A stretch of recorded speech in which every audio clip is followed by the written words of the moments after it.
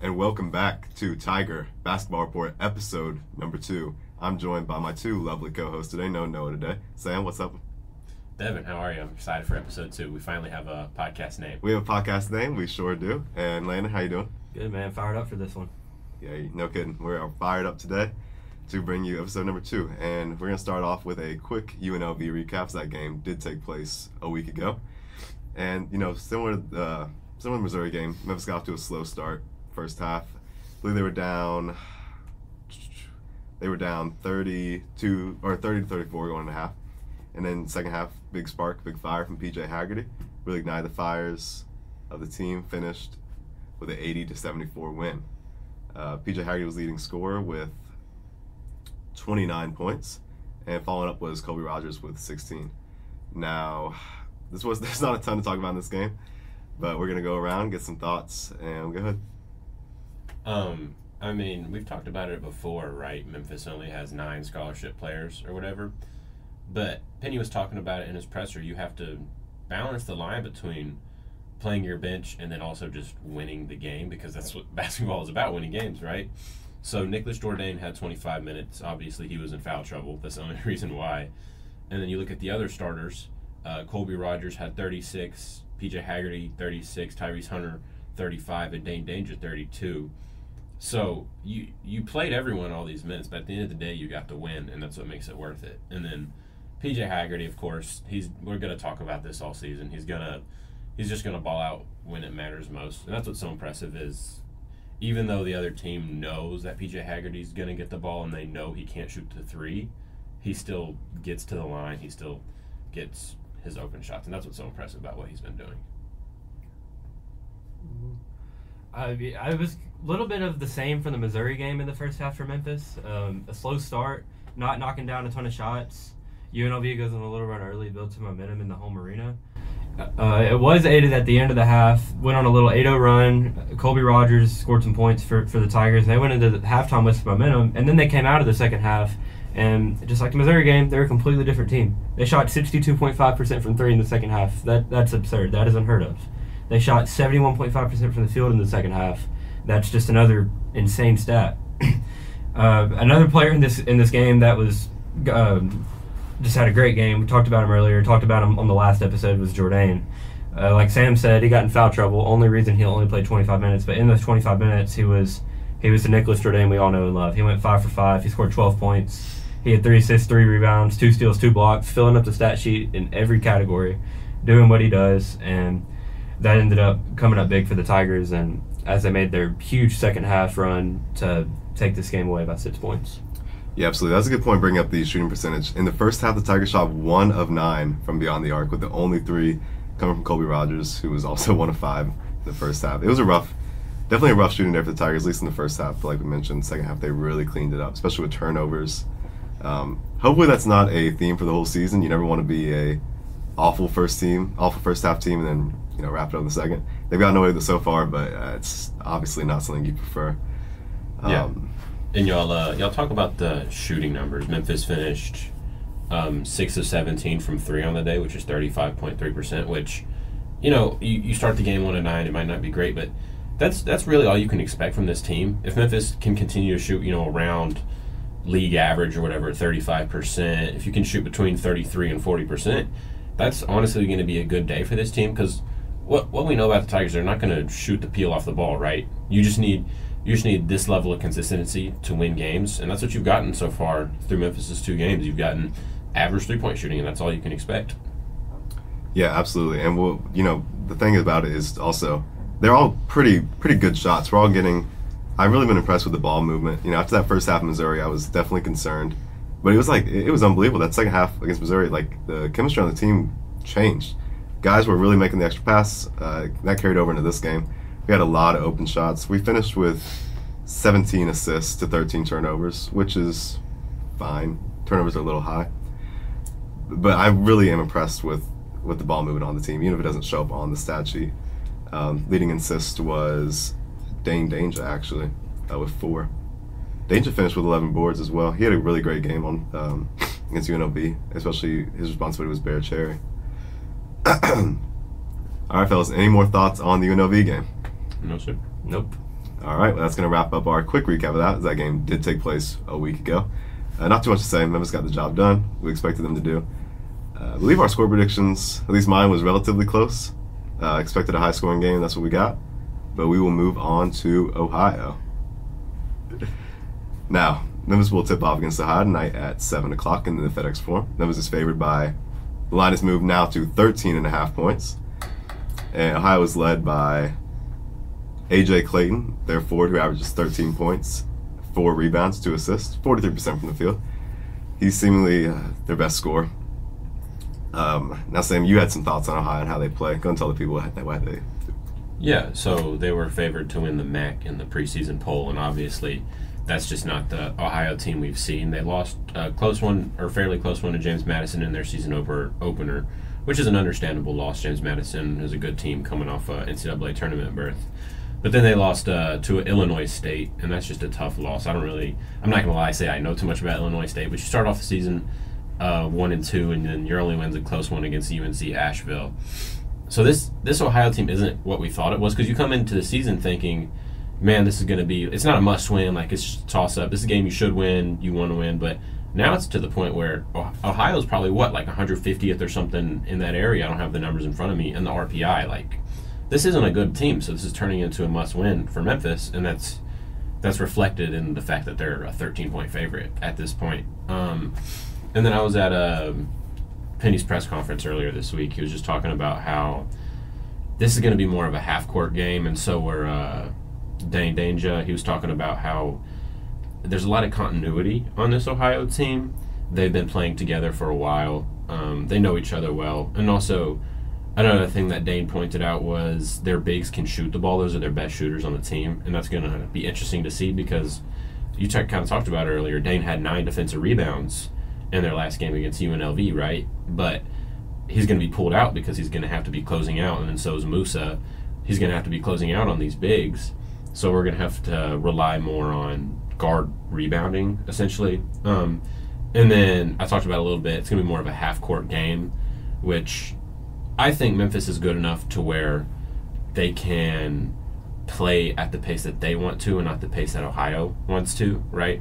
But Ohio's pace is 68.2. That's just an estimate of their number of team possessions per 40 minutes. So they have 68.2, and that's in the bottom. That's in the 38th percentile. So it should be a slower game, but it'll be up to Memphis to really control the pace of this game. Yeah, for sure. I think that'll be important for the Tigers. We're clearly the more talented team. I don't think anybody's disputing that. So we should have the ability to speed this game up, play the way we want to play. Like Sam mentioned, Ohio definitely wants to play slower in a half-court set. It'll be interesting to see, because obviously what we've seen so far from Memphis is the half-court's hasn't been their strong suit, exactly. They definitely like to run. They definitely like to get out, get guys going. So I think it'll be on P.J. Haggerty. Obviously, he's the leading scorer for the Tigers. Can he, in the first half, because we've seen him do in the second, twice, can he just get the offense going? Can he set up his guys in the first half in a half-court setting and just take care of business, blow this Ohio Bobcats team out, and keep it moving? Landon, what do you expect from Memphis' half-court this game? I expect it to be a good measuring stick from where they're at. Not necessarily saying Ohio's this great team, because they're not. I think it's one to the point where Ohio's probably the lesser of the 3 teams they've played so far. Not probably, they are. And I think it'll be a good opportunity to get some quality reps in a game that's going to be played at a slower pace than maybe most of the games Memphis is going to play. It's not necessarily some great test. I do think it is going to test the mental, not toughness, but the focus of the team on the task at hand, because obviously they're playing Ohio tonight, Friday night.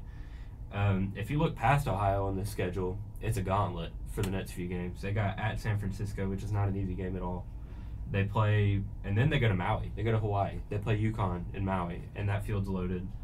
And then after that, it's one of the tougher non-conference schedules that there is. So when you're looking at this Ohio game on this non-conference, it's one of the easier games for sure. Probably one of the 2 or 3 easier games they'll play. And I think this will be a good chance for the team to not get caught looking ahead to these bigger games they have coming up, and it'll just be a chance for them to lock in and get this win and truly focus on one game at a time. Yeah, for sure. Like you mentioned, the following San Francisco, Memphis will play UConn and Maui, and then Louisiana Tech, Arkansas State, Clemson, Virginia, Mississippi State, and then Ole Miss. Then we'll get into conference play. So it's definitely, like you said, a gauntlet for the Tigers, similar to last year. It's just penny style. But yeah, outside of Ohio, looking ahead to UConn, Tigers will face them on November 25, and UConn number 3 at the moment in the country. Obviously, we know UConn, one of the best coach teams in the country. This is an opportunity for the Tigers to really show what they're made of. Similar to last year, I believe there was a few games where even if Memphis didn't win, they showed that they're not to be overlooked, which is really important for this team. You know, UConn, we know UConn. So it will be really interesting to see how the Tigers perform, if they can keep the game close, if they can win, which they definitely can. But it'll be interesting to look ahead. Yeah, and in that Maui Invitational, right, you're playing against UConn. You can't as a Tiger fans can't go into that game expecting to win, right? That's just not fair. But if Memphis can, even if it's just a close loss to UConn, as silly as it sounds, the computers love that stuff. So that can definitely help Memphis come March. You know, with an at-large bid, or just if they win the conference, is just for better seeding. Even just a close loss to UConn can really help your RPI metrics and stuff like that. Yeah, this Maui field as a whole it's going to be a huge opportunity for Memphis to boost their resume. Sam brings up a great point with that. With even if you lose, it helps your tournament resume. College basketball is one of the few sports where there is such thing as a quality loss. You'd much rather have a bunch of quality losses than these wins over Ohio. So if you go to Maui and you play tough against UConn, you also have in that field Colorado, Michigan State, Auburn, Iowa State, Dayton, North Carolina. It's loaded. It's just going to be a huge opportunity for the Tigers to travel, play the best of the best, and just boost their resume whether they win or lose. All they have to do is go down there and play well. This schedule's super exciting for the team. Should be super exciting for the fans because, as we know, the American Athletic Conference just isn't quite what it used to be. So compared to other teams where they're playing these non-conference games, tuning up for the conference play, Memphis is sort of the opposite. They're playing these non-conference games, and these are the hardest games they're going to play all season. They should be the most exciting games of the season, and it's just going to be a great opportunity for the team to build their tournament resume in December, January. Yeah, and that's another thing. You talk about these, like, quality losses, right? And going into this game tonight, because we're recording this on Friday, this game tonight against Ohio, it's like you can win this game and it still be negative on your metrics, right? So that's why in college football or in essentially every other sport, all that matters is winning the game. But right here, style points matter. So you're going to want to win this game you're going to want to cover the spread, essentially, and that might be important for the Tigers tonight. And, you know, I know we're in mid-November and we're worrying about March. The only thing you should be worrying about is winning the game if you're, you know, a player or a coach. But us sickos on the outside can be on the outside looking in, right, and think, man, Memphis needs to win these kind of games fairly big so it is an actual quality win. Because if you just win in a really close one, it's not even a quality win, which is the unfortunate reality. Yeah, absolutely. And I think Memphis did a great job of that last year in the out-of-conference. They came away with, I believe they were ranked They got all the way just outside 10, top yeah. 10, They right? got number 10 in the They AP. got, What, 16 and 2, I think? Yep. Yep. Yeah, so, right. So And then what happened? Yeah, and then, Yeah. you know, the unfortunate conference schedule kind of took down the Tigers. But they did make the top 10. That was an exciting time. And, yeah, like we said, unfortunate. Yeah, we'll see if they can return to that. I believe they received a couple votes in the coaches poll, not in the AP. So they were ranked essentially like 20s, 40. I think it was in the 40s. I believe, like okay. low 40s. Yeah, and that's exciting. And if they just keep winning games like these, then they'll have a chance. Or even, we talked about it, a close loss to UConn, you can still move up into these rankings, Absolutely. and that's always exciting from the fan perspective. Yeah, for sure. Like we've been saying, just need to cover the spreads against the teams we should beat. When you're looking at UConn's or Ole Miss, we can definitely beat Ole Miss, but we just got to have close, quality games against the better teams. Yeah, and we talk about basketball sickos, a true basketball sicko like myself. I went to Jonesboro the other night. I watched Arkansas State. Memphis plays Arkansas State here soon, and then in South Haven this weekend, Ole Miss plays Colorado State, and then Mississippi State plays Utah, I believe. That's great. And those are all matchups for the Tigers. So if you're a basketball sicko, I'll be there. If you want to get any scouting done for the Tigers, maybe you can send a scouting report into Penny and Mike Davis, and maybe you can go to those games this weekend. So that's more fun basketball happening in Memphis this week. Oh yeah, always fun basketball going on here. Any more thoughts on this Ohio game or the upcomings?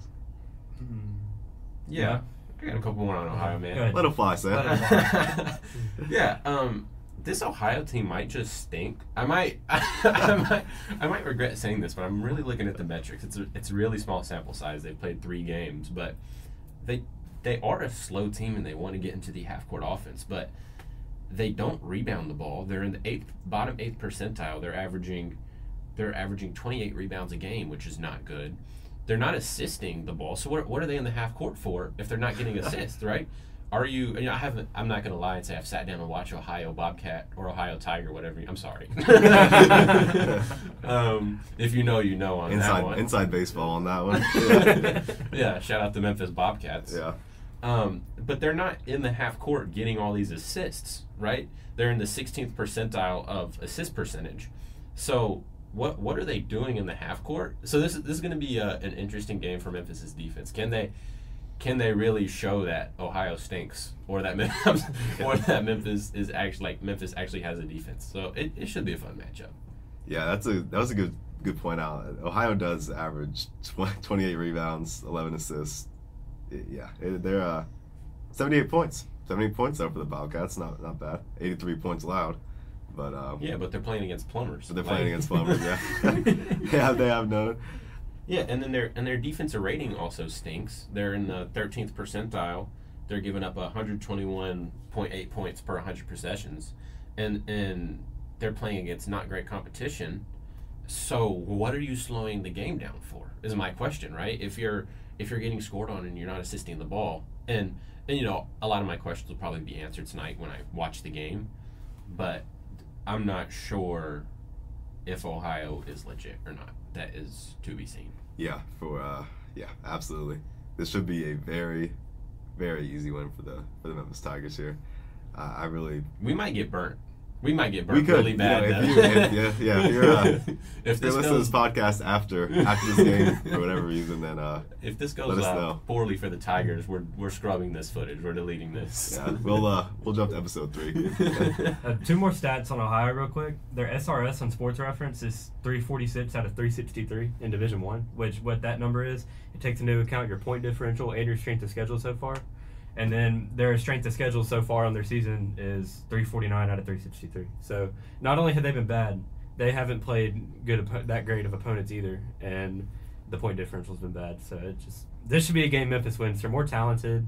As Sam's gone on about, Ohio's just not good from what we've seen so far. Maybe we're wrong. Maybe they're best. Maybe Ohio's awesome. But as of right now, they're not. This should be a game Memphis wins on their home floor. I feel like that can't go understated. I can't tell you how much of a disaster it would be if they lost to Ohio on their home floor. Yeah. So this should be one they get. For sure. Yeah. Well, we can't do predictions. I think we're all probably leaning towards Memphis Tigers here. Like we said, the world might come to an end if Memphis loses this game. In mid-November. We can just go ahead and just chalk the season on that one. Yeah. All right, fellas. Well, any more thoughts on this Ohio game? Thoughts in general? No, sir. All right. Well, I think that's going to wrap up episode number 2. We will be back next week, and we will recap Ohio game. And is San Francisco before next Friday? Let me check real quick. That is the 21st, so that'll be next Thursday? Oh, yep, Thursday night. And that game is in Oracle Arena. Perfect. They said Chase Center. Chase Center. Yeah. Oh, excuse me. Sorry. Yeah. Chase Center. Oracle is no longer. I was told. Yeah. I led Devin astray. Look across the table at Sam on that one. Yeah. Well, that's going to wrap us up for today. Thank you for listening, and we'll catch you next week.